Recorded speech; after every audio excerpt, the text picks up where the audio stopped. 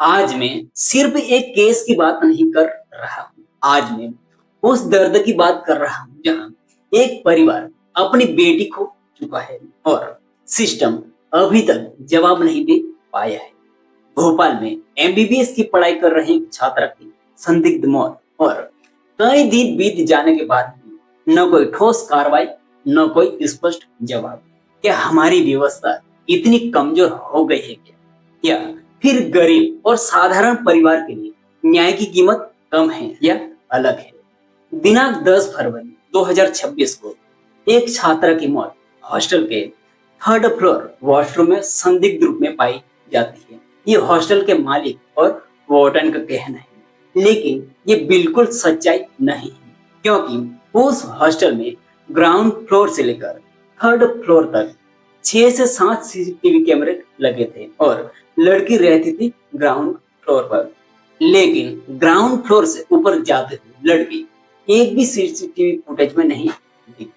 पूरे सीसीटीवी कैमरे के साथ भी छेड़खानी की गई, एविडेंस मिटाने की कोशिश की गई और उन्होंने यह भी कहा कि हम वॉशरूम को तोड़कर लड़की को बाहर निकाले और न्यूज वालों को भी बताया कि लड़की ने आत्महत्या कर ली, एसिड पी लिया है, जहर पी लिया है। लेकिन वॉशरूम में एसिड और जहर पीने के एक भी सबूत नहीं बताए, बस एक फिनाइल की खाली बोतल थी और उनका यह भी कहना है कि हम लड़की को उठाकर हमदिया हॉस्पिटल पहुंचाए।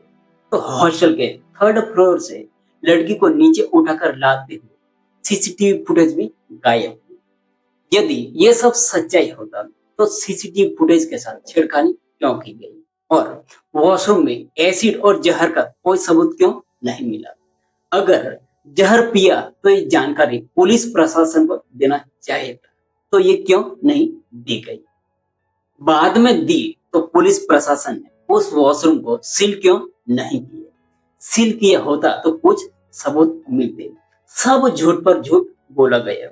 परिवार वालों को भी सूचना देर से दी जाती है, क्योंकि जब भी कोई संदिग्ध मौत होती है तो पहला नियम होता है कि एविडेंस को सुरक्षित रखना, लेकिन यहाँ शुरुआत से ही लापरवाही बरती जाती है। सवाल सिर्फ एक केस का नहीं है, सवाल सिस्टम के रवैये का है और हमारे समाज और जनता का कहना है कि अगर कोई अमीर परिवार होता तो भी क्या कार्रवाई इतनी धीमी होती? अगर किसी नेता के घर की घटना होती तो क्या जांच इतनी देर चलती?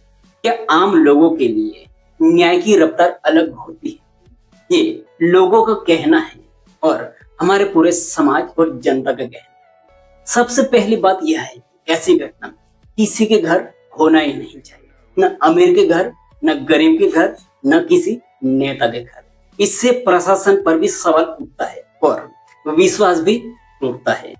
एफआईआर देर से हो, जांच धीमी हो, अधिकारी स्पष्ट जवाब न दे, राजनीतिक दबाव न बने, तो लोगों का विश्वास टूटना स्वाभाविक है।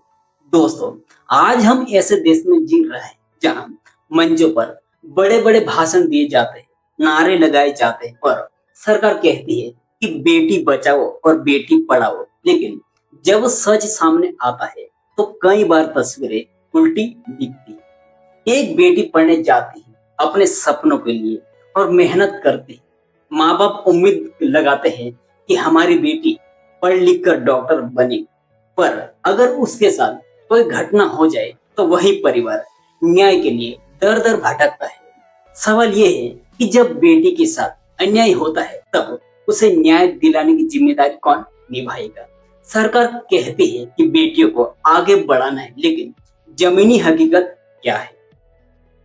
जहां एक परिवार न्याय के लिए दर दर भटक रहा है, जहां जांच देर से हो रही है, जहां जिम्मेदार लोग चुप बैठे हो, तो लोगों का भरोसा कैसे बनेगा? मेरा सरकार से सीधा सवाल है कि नारा देना आसान है, लेकिन क्या उन नारों को सच करना भी उतनी ही प्राथमिकता है? देश की बेटियों को सिर्फ पढ़ाना ही नहीं, उन्हें सुरक्षित रखना और न्याय दिलाना भी सरकार और सिस्टम की जिम्मेदारी है। जब एक बेटी पढ़ने जाती है, जब एक बेटी अपने सपनों के लिए घर से निकलती है, तो उसके साथ कोई घटना हो जाती है, तो क्या सिस्टम उसे बचा पाता है?